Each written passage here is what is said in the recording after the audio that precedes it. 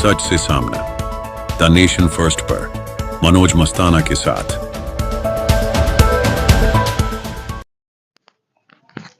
नमस्कार, आप देख रहे हैं TNF। माहौल का बा, हालांकि जौन ई चर्चा के विषय माहौल का बा इलेक्शन से जुड़ल बा, लेकिन हम अभी भोजपुरी जगत के पुरोधा कहल जाओ, कबीर दास कहल जाओ, अगर कुछ भी उपाधि दिहल जाए तो कम ना हुई। हम वो शख्सियत के साथ मौजूद बानी। अभी भोजपुरी जहाँ से शुरू होला, भोजपुरी के नैहर कहल जाला, वो दरवाजा पर हम बानी। भोजपुरी जगत के सम्राट गायक और भोजपुरी के युवराज गायक के पंडित के पिताजी और विष्णु ओझा जी के चाचा जी प्रोफेसर लक्ष्मण ओझा बागी जी के यहाँ, जे भोजपुरी जगत में कबीर दास सम्मान से सम्मानित बनी अपना लेखनी के दम पर। भोजपुरी के कौनो ऐसा विधा नहीं है जौना विधा के बारे में यहाँ के लिखले नहीं की, जियले नहीं की। अभी भी यहाँ के वही तरह से निर्बाध रूप से कलम चलता, लेकिन यहाँ के जौन आज के डेट में भोजपुरी के स्थिति बा चल रहा बा, वो से यहाँ का भी अलगे बानी। लेकिन यहाँ के आपन जौन पहचान बा तो के छोड़नी कि हम अब इहे से चर्चा करे जा रहा बनी। आज के भोजपुरी के परिवेश में भोजपुरी गायक के जौन आजकल के गाना चलता, ये संबंध में हमारा पूरा ही इंटरव्यू होके जा रहा बा। तो सर, आपके हमारा चैनल पर स्वागत बा। आपके हम सबसे पहले प्रणाम करता नहीं, कहे से कि भोजपुरी गाना लेखनी के लाइन में हमार गुरु रउए हैं। तो एक तरफ से तो गुरु शिष्य की वार्ता हो रहा बा, लेकिन वार्ता गुरु शिष्य के बा, लेकिन वार्ता के विषय भोजपुरी बा। अब भोजपुरी में हम नाच देर करते हुए रुआ से चाहब कि पहला सवाल रुआ सामने रखी। हमार पहला सवाल रुआ से ही बा कि भोजपुरी आज कहाँ जा रहा बा। हमनी के उ दौर देखले बन जा जौना घड़ी रुआ गाना लिखले रहनी बहुत अथी से कि रोटी भात पकाई नाही, माजो बर्तनवा दहेज दे के किनले बड़े हमारा के सजनवा। एगो दहेज के इतना बढ़िया व्यंग रउआ लिखनी। एक पत्नी के विरह के बात लिखनी कि रेलिया रोजे आवता बलम के ना लिया आवता। भोजपुरी खातिर लिखनी कि जैसे सुहागिन हाथे शोभेला चूरी, हिंदी के वैसा ही श्रृंगार भोजपुरी। ऐसा भाषा नहीं है यूपी बिहार, हम असली भाषा हटे यूपी बिहार के जे हिलौले बाटे कुली संसार के। ओकर बाद अभी अपना सुपुत्र खातिर के पंडित खातिर हुआ लिखनी कि माया के मेटा में एक दिन टंगैबा तू पीपरे के मेटा में, जौन की गाना काफ़ी वायरल भेल निर्गुल में। ओकर बाद माया के बाजार मायापुर नगरी रुआ विष्णु ओझा के निर्गुण लिखनी। माने कौनो ऐसा क्षेत्र भोजपुरी के नहीं खे, विधा नहीं खे जौना के रुआ सजीव ना जियनी, ओकरा के ऊपर तक ना पहुँचौनी। और लेखनी मतलब वो गायक के एक अच्छा मुकाम दिहलस, उस जगह पहुँचौलस, स्टारडम के लेवल लगौलस। आज रुआ भोजपुरी जौन चल रहा बा देखा तनी कि गाना गावल जाता कि जहर जिंदगी में घोरले बाड़ू तबाह करबू का हम जियते जिंदगी जियब की। माने ई कुल गाना चलता, हमनी के गाना कुल सुनबो ना करी, जैसे हमनी के शब्द बतावे में गलती हो सकता, माफ कर सभे रुआ सब। हिंदी चैनल हर न्यूज के, लेकिन हम भोजपुरी में बात ऐसे करतनी कि भोजपुरी के बहुत बड़ शख्सियत के साथ हम जब मौजूद बानी, तो भोजपुरी के शख्सियत के पास जब हम मौजूद बानी हिंदी में बात करब तो शोभा ना दी, इससे हम भोजपुरी में बात करब। आज सवाल इहे बा कि रुआ आज के भोजपुरी के कैसे देखा तनी रुआ। एक खातिर रवा के बहुत बहुत धन्यवाद हम देता नहीं। आया सबसे पहले कि TNF चैनल पर जितना लोग हमने के देखत सुनत बा, खातिर सबका के हम बहुत बहुत दिवाली के शुभकामना बधाई। रह गई जहाँ तक गीत गौने की बात कि भोजपुरी के स्थिति आज के का बा पहले का रहे, तो देखे के तो आदमी देखले बा। बाकी हमनी के तो जो ट्रैक लेके भोजपुरी चल रहे जब वहीं वहीं पर बनी जाए कि हमनी के तो जैसे कि मान लीजिए कि पढ़ले रहनी जाए, पढ़ लिख भी हमनी के भोजपुरी लिखनी जाए। ऐसे दोषी के बा हम तो ना इसे हम खुल के बात। बाकी देखिए मैं सबसे अधिक दोष गायक ए से मनाई कि गावत गायके न बा। तो गायक तो गावता, भले लिखे वाला लिख के देते हुई सुने वाला वगैरह सुनता, ये दूसरी बात। बाकी जिम्मेवारी गायक पर जाता है। और हमने के शुरू कर ले रहे भोजपुरी लिखे कि साहित्य समाज का दर्पण होता है। तो दर्पण मैंने यदि शीशा में आदमी अपन मुँह देखी तो जैसे मुँह रही तो ऐसे नहीं आई, पैसा नहीं आई। तो एगो गायक के जब गाना लिखे कोनो कवि देला तो समाज के परिवेश के हिसाब से लिखेला कि समाज में जो घटना घटत होखे वो तरह के कोनो प्रकार को जब बातचीत होत होखे वो भला बुरा जौन बात तो ओकर वर्णन कर देला। बाकी ओहू में एगो बात आदमी पढ़ले रहे कि सत्यम बुरियात प्रियम बुरियात न बुरियात सत्यम प्रियम। सच बोले के चाहिए, बाकी ऐसा साचो ना बोले कि जो प्रिय लागे। ऐसे जिम्मेवारी गाना लिखे वाला के भी होता है, गाना सुनने वाला का भी होता है कि बढ़िया बढ़िया गाना सुनी, खराब गाना मत लिखी, खराब गाना मत गाई, सबके जिम्मेवारी बा। बाकी रही बात की ऐसा नहीं है कि खाली खराब गाना लोग सुनता है, नीमन गाना भी सुनल जाता है घड़ी। जैसे कि अब वही सबसे अधिक व्यू यदि मिलियन जुड़ा तो हनुमान चालीसा के बा। तो ये कैसे कहे कि निमन श्रोता के होने के समाज में बढ़िया सुनता लो तब ना भइल बा ना। है जौन एगो रुआ अभी रिसेंटली रुआ अभी 1-2 महीना पहले जौन निर्गुण के पंडित खातिर लिखनी कि एक दिन टंगैबा तो जौन सच्चाई बा समाज के निर्गुण में रुआ ओकरा के जीवित कइनी कि एक दिन टंगैबा पीपरे के मेटा में चढ़बा सफारी थी, कैसे बोल हटे डस्टर फॉर्च्यूनर चाहे चढ़ के घूम क्रेटा में एक दिन टंगैबा तो माटिए के मेटा में। ई गाना रुआ लिखनी तो कितना मतलब ई जुड़ल बाटे, यथार्थ से जुड़ल बाटे, वास्तविक चीज बाटे कि हर केहू के कतनो जौन भी करत तो नहीं खातिर करता आगे ओकरा साथे एक दिन होत बा। इससे पहले भी हम बहुत निर्गुण लिख चुकल बानी श्रोता समाज के आशीर्वाद से, आ लोग सुनले बा आशीर्वादो देले बा कि एक दिन नदी के तीरे जात रहे धीरे धीरे हम आंखें देखनी सुहर शरीर आ गया में जरा विष्णु झा। तो बात बाकी ओकरा से तो अलग हटा के कुछ दोसर लिखे कि बस प्रत्येक गाय का अपन भले गावे के नियम अपन अपन गाय के कायदा होला। तो ओकरा बाद हम यही कड़ी में आगा बढ़ के लिखनी कि मैंने डस्टर फॉर्च्यूनर चाहे चढ़ के घूम क्रेटा पर एक दिन टंगे माटिए के मेटा में। तो बताएं कि रुआ जब अतना बढ़िया रचना करतानी, अतना बढ़िया गीत गवा रहल बनी, रउआ जब कान में गीत कहीं सुनाई पड़त हुई ओह लोग के कि जौन आवत अटे आजकल के गाना कि माने जौन है अभी कुल गाना आ रहल बाटे, आदमी सुनबे ना करल तो पता ना पाई तो गाना पर ध्यान बाना। ई बताई रुआ कैसन फील होला? हम तो सुने नहीं, हमारा तो बहुत खराब अंदर से हमारा तो बहुत अच्छा तो ना लगे।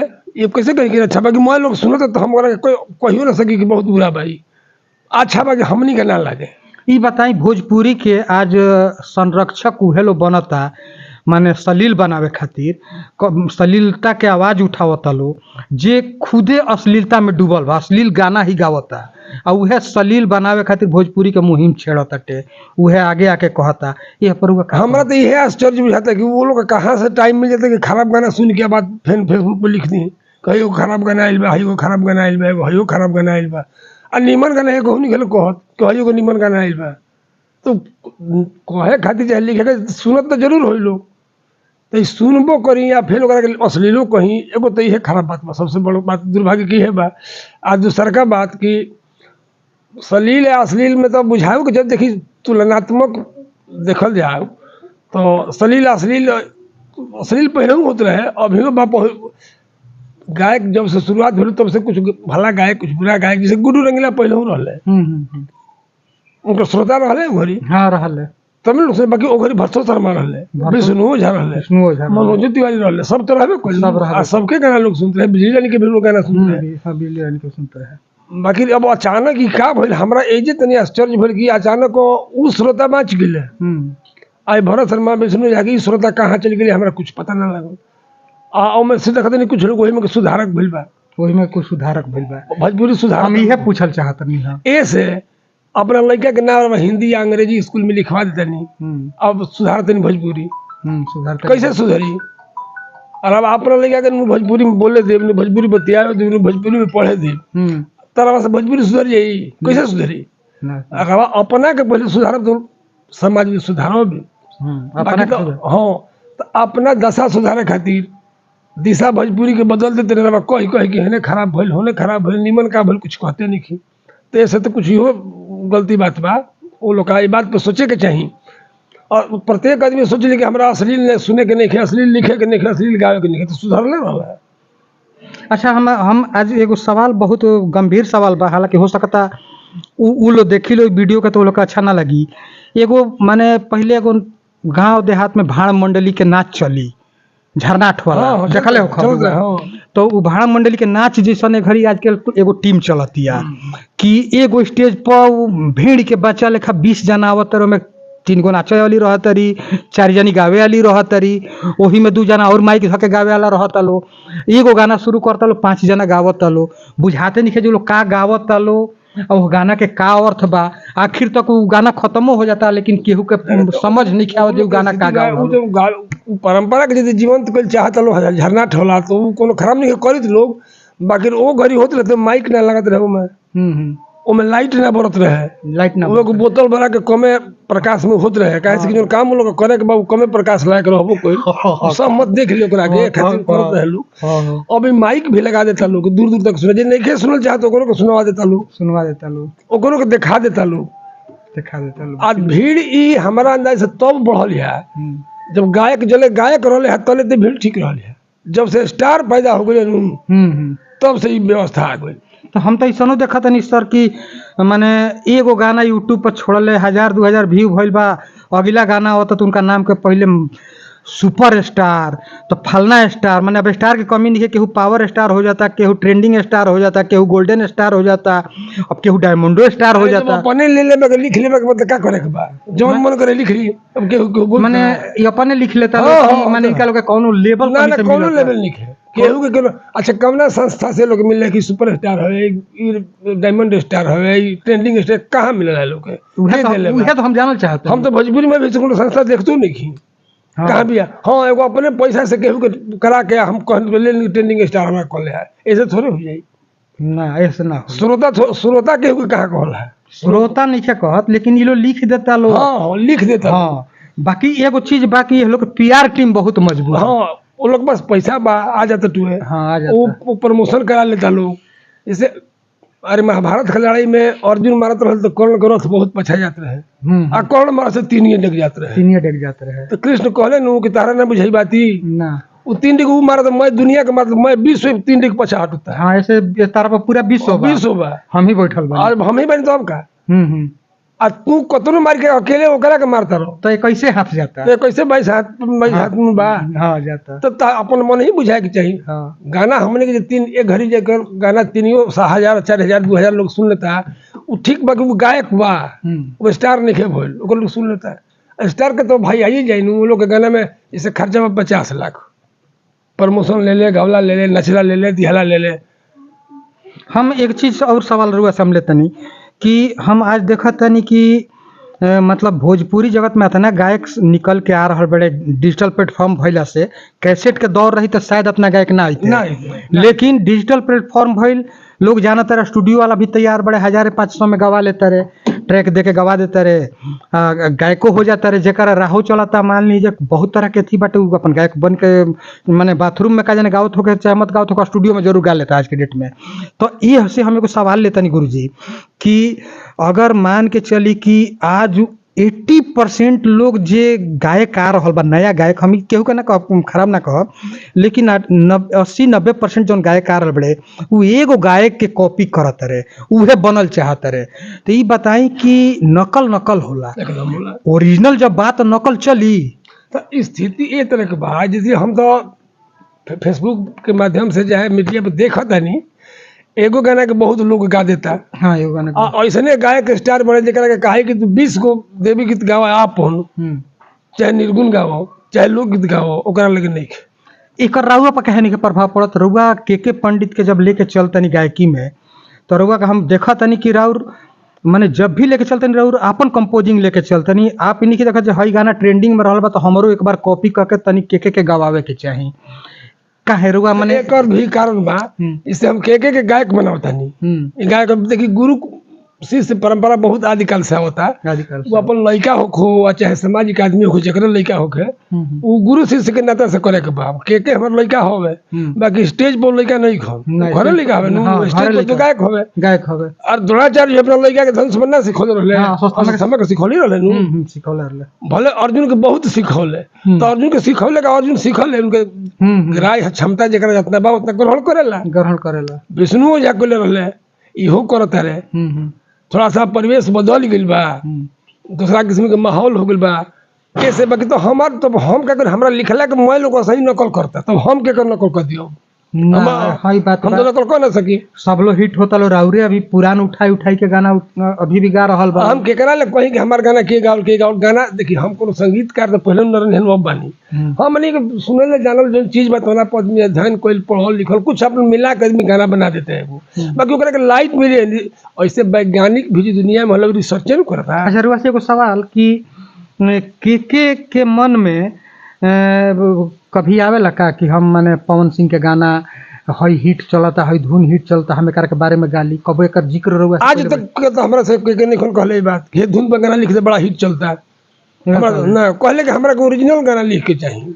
उहे गायकी के अथियो हो मतलब नियमो हो। हम केहू के नकले कले तो हम केहू के नकल कोला बहुत जिंदे बा तब हम पवन सिंह बन के का करब हम विष्णु जी बन के का करब हम परशुराम बन के का करब हमरा के पंडित न बने के बा तो हमरा अपन गावे के ऊपर बनावे खातिर। अच्छा हई स्टेज जोन हई करत आलो आज के डेट में चर्चा जाने के स्टेज पर रहत आलो जोन हम सवाल पहले हूँ कैलर नहीं लेकिन घुमा के कैलर नहीं अब डायरेक्टे कर देता नहीं ये गायक लोग के रहोगे का कहब जब ये लोग प्रोग्राम आदमी देखे जाता घंटा 2 घंटा में आदमी हट जाता कि ये लोग एक ही दूगो गाना ये लोग के पास से बात जौन जे हर जगह गावता लो ओकरा बाद कुल गाना अगर ये लोग के गायक के नाम से सर्च कइल जाता तो केहू बड़ स्टार गायक के भोजपुरी के नाम से उ गाना आवत अटे आ ई लो दोसरे के गाना गाई के गायक बनल बलो इहो लो सुपर स्टार कहाता लो। हम कहबे कनी है बच्चे देखी गाना जे गायक बा उ गाना गावेला नर्तकी तक तो लागू बा ठीक बा नर्तकी संगे नाचती है भाव देखती है पहले तो ना होते रहे बाकी बीच में होता है एहू तक ले मान ले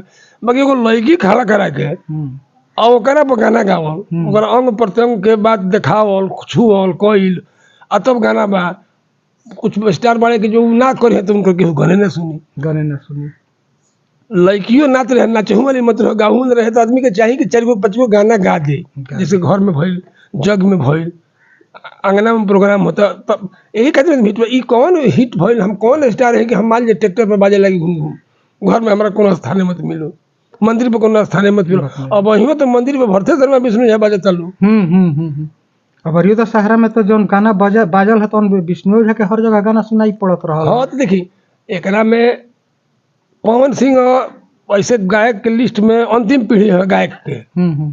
विष्णु झा के बाद अले समाज बाद में टी सीरीज है टी सीरीज माने ये घड़ी के एगो अथी स्तंभ है कि ये से बुझाते थे कि टी सीरीज के गायक हो तो बड़ गायक हो तो अंत में ये अले एक बाद की होइसन गायक ना आई जब पवन सिंह के प्रसिद्ध करे चाहे केहू के ना दिहल गइल चाहे जौन बुझी तो गाँव तरह ऐसे कुछ अच्छा भी गीत गौले बड़े ई बुझाता कि भोजपुरी में षड्यंत्र चलता बिल्कुल चलता भोजपुरी में षड्यंत्र के चलते भोजपुरी के दुर्दशा भइल बा षड्यंत्र के चलते। हाँ एकरा में गायक बनी चाहे कर्मचारी बनी चाहे अधिकारी बनी जवान बनी एकरा में अपन अपन खेमा बना के बन जाएगा बा केहू कहत नहीं मतलब मान के चली कि कंपनी हमके टी सीरीज के ही चर्चा करते हैं हालांकि कंपनी के नाम लिखी हम धरत मैंने टी सीरीज का नाम अपना चैनल के माध्यम से हम नहीं धरत हम कंपनी कहता नहीं कंपनी के माध्यम से कोनो कंपनी में मान के चली कि भोजपुरी के 2-4 गो राइटर ओजा घुसल बड़े तो वो कंपनी के द्वारा जब गाना रिलीज होता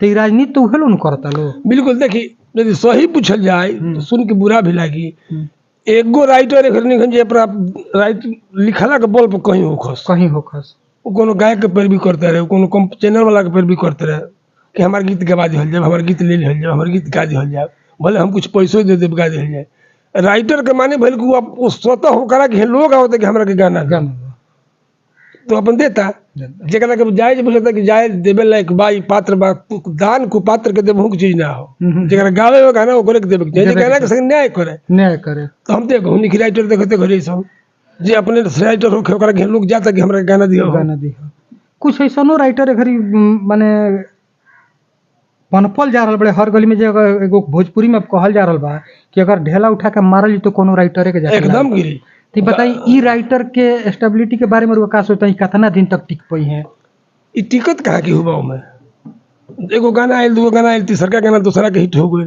वह बतिया लिखे के बाद थोड़ा सा बदल दिहलस बतिया अपन ओकरा बाद वर्ल्ड लेवल पर हिट बनावे वाला गाना मतलब पूरा ऑल ओवर वर्ल्ड में भोजपुरी में सबसे हिट गाना जौना के कहता लोग कथित तौर पर लॉलीपॉप लागेलू ओकर जाहिद अख्तर राइटर रहले आज के डेट में जाहिद कहाँ बड़े रुआ राइटर है राइटर के बारे में अब कहाँ जाहिद तो कहीं नहीं खोले घरी बाजार में निखन बाजार में ऐसे ओकर बाद वो लिखले गाना उनकर हिट कइले से बाद कहाँ बढ़े हो।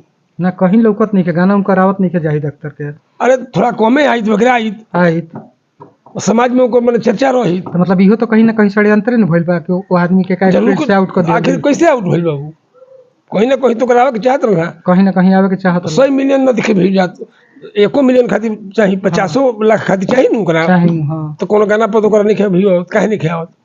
ई है वजह बा। अच्छा रुआ अभी छठ के माहौल बा, छठ में कुछ नया प्रस्तुति देते हाँ नहीं? के पंडित को गौले बड़े छठ नया बढ़िया। जौन सीजन होला वो के हिसाब से दुर्गा पूजा बता, दुर्गा पूजा के गीत हम गावे नहीं चाहे मंगबो कर, लेकिन दुर्गे जी के गाना दो माने भजन विनय जौन होखे। अब ओकरा में चली है साली होने, चली है जीजा होने, इससे का मतलब बा? दुर्गा जी में से कोनो मतलब जीजे का का बा? ना दुर्गा जी के भजन गावे के बा। भजन गावे के बा। 2000 लोग सुनल हा, ठीक बा, बढ़िया बा। हाँ समाज में कोनो व्यंग रही, कोनो प्रकार के एगो बात रही तो आदमी चल सकत है। 2000 व्यू होके 20000 व्यू होके, लेकिन ये रियल है नु। हाँ एकदम रियल सुनल भी हो। हाँ, लोग देखले बा, सही देखले बा।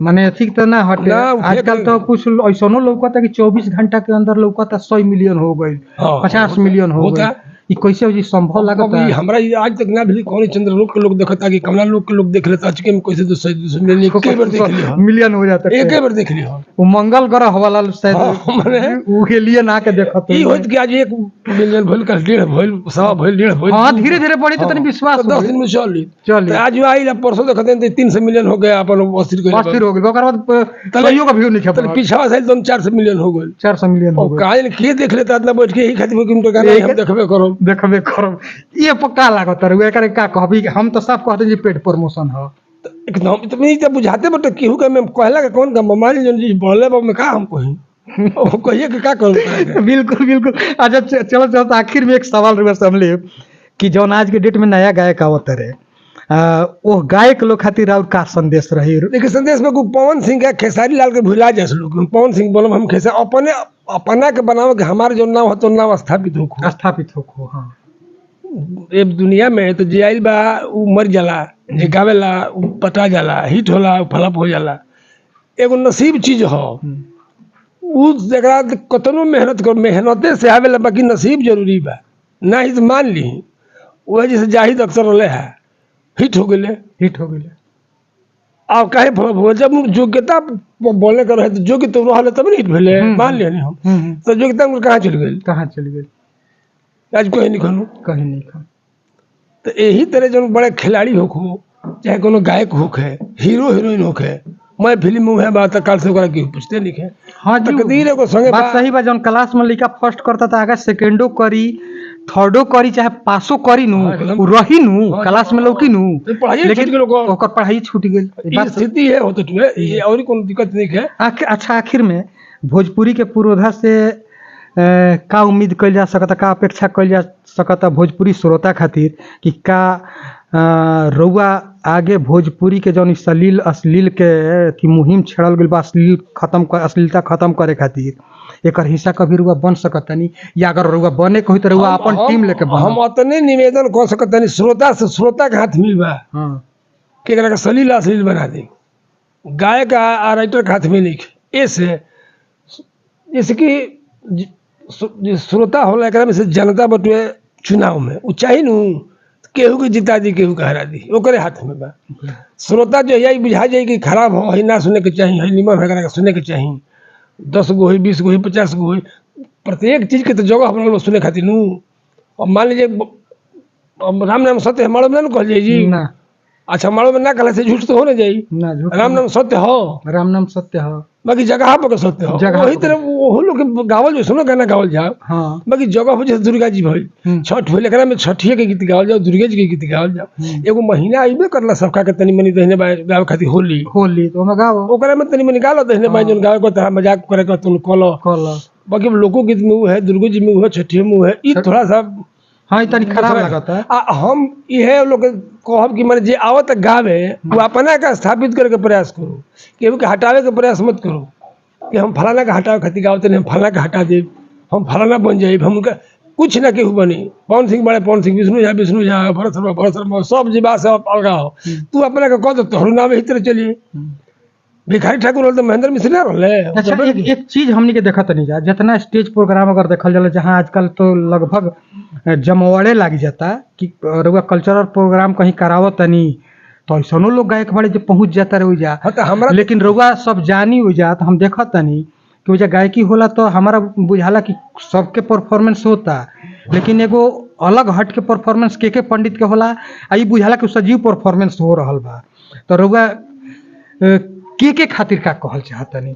हम उनका कहब जवना दिशा दशा से प्रभावित बड़े ओमे अपन प्रयास करत रहस, तकदीर होई तो एक दिन ठीक हो जाए, जहाँ जाए के बता चल जाए, बाकी मेहनत तो करते रहे परिनू आ उ अपना के कहीं पंडित बनावस। हाँ इहे चाहिए, कोनो स्टार मत बनोस ना ना बिल्कुल अपन पहचान नहीं अपन बनाओ। पहचान की। हाँ हम जैसे बोले मैंने कि डेस्टर पर घूमो चाहे अथी पर घूमो क्रेटा पर घूमो माटी के मेटा में टंगवाइबो तो मैं के पंडित देखते रहे अभी ना कि कही कि फलाना गोले लेते हो गोले ऐसा बात कोनो नहीं की। ऐसा बात नहीं। कुछ बहुत गीत इनका बाबा जो गीत गोले बड़े तो इनका नाम से प्रभावित, तो ऐसे लोग कहला आवाज मिलना से कि विष्णु झा हो नहीं एगो देखी रहा और हमारा गाना मैंने माइंड से स्लिप करता है। एगो और गाना रहे कि पैसा ही जग में हाँ बा कलयुग में सच सबके पैसे यार। हाँ कलयुग में सच सबके पैसे यार बा।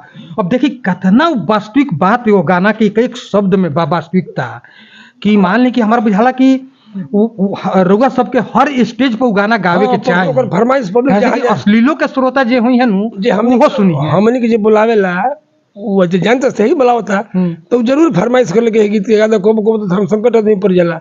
ओ जे नेताजी मंत्री जी बैठल रहल बतिया अंत में ओकरा में लिखल बा एमपी एमएलए के पैसे बनावेला पैसा थोड़ा सा दिक्कत होला हमनी के कहे में, बाकी माफी मांग के कहे के पड़ेला, माफी मांग के कहे के पड़ेला। हां बतिया तो गाना गावे तो सच्चाई है ना भाई। आज के सच्चाई बा आई 25 वर्ष पहले के लिखल हमर गाना रहे, ई रिकॉर्डिंग ना भरे हम के कहनी तो के बहुत ध्यान पर ना देले, भाई कहनी गाँव लोग सुनी गले तो बढ़िया आई बहुत माने रियल माने सजीव चित्रण बाज के समाज के। पहले कहनी साहित्य समाज का दर्पण होता है, समाज के चेहरा लोगे के चाहिए, लोगे के चाहिए तो हम ओकरे के देखावत नहीं।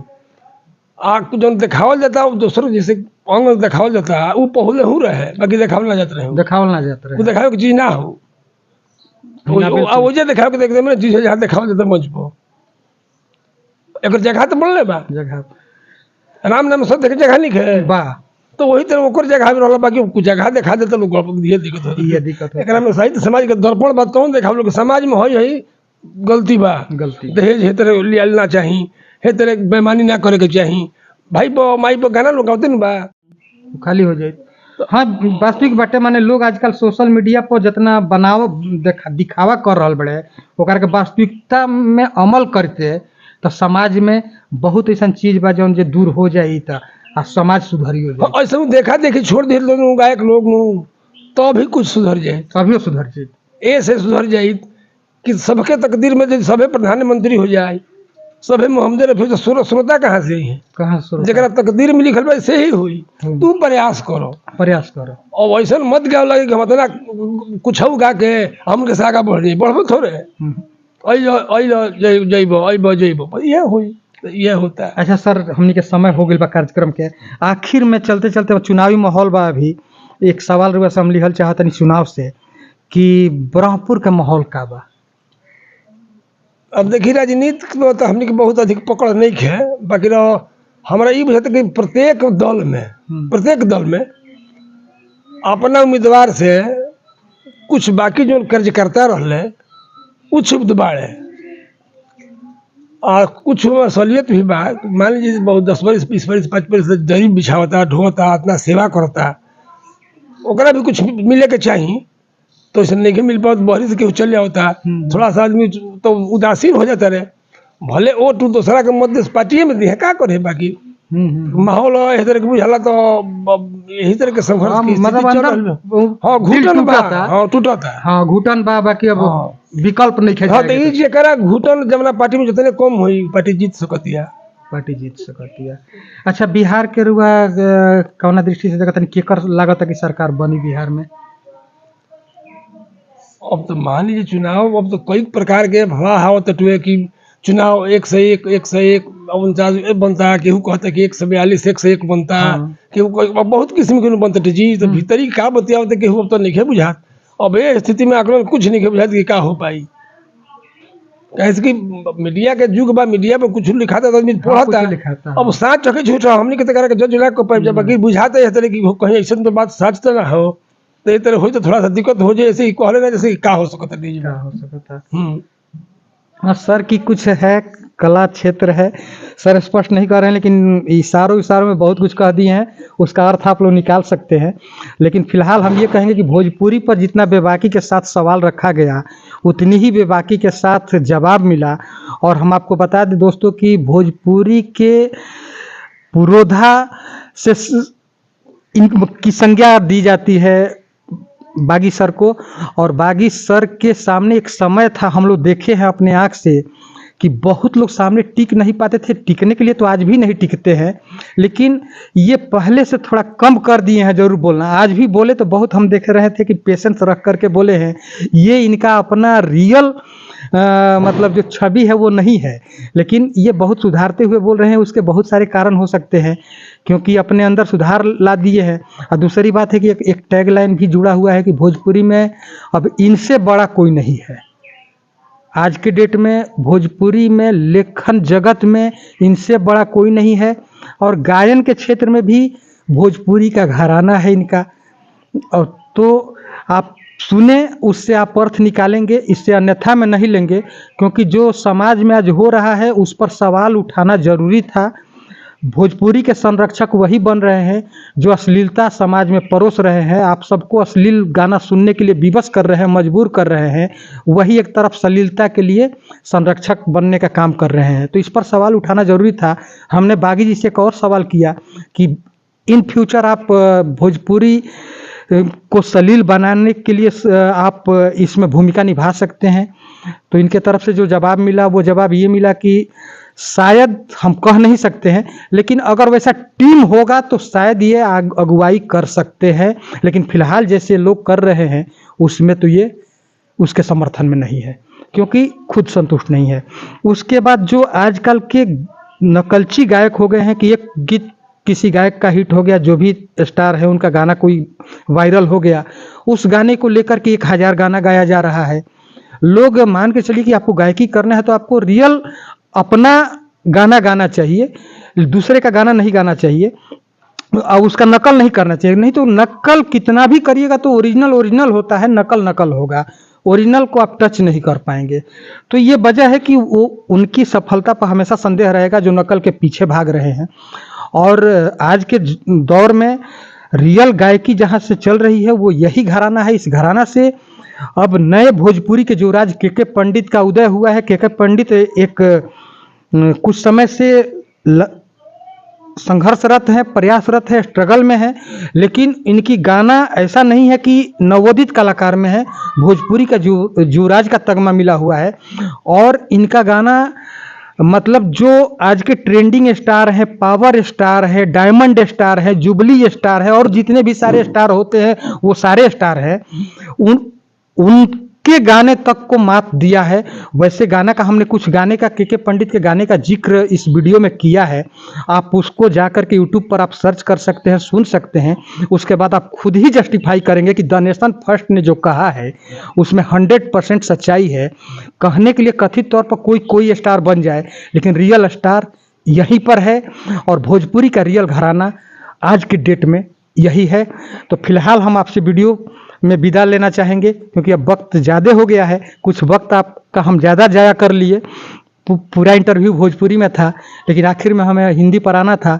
और भोजपुरी के शख्सियत के पास जब बैठे थे तो भोजपुरी में बोलना ज़रूरी था, क्योंकि जो आप तक जाएगा वो रियल जाएगा, रियल फील जाएगा। रियल फील के लिए ही हमने भोजपुरी में बोला। फिलहाल मनोज मस्ताना को इजाज़त दीजिए। बहुत बहुत धन्यवाद। Thank you so much.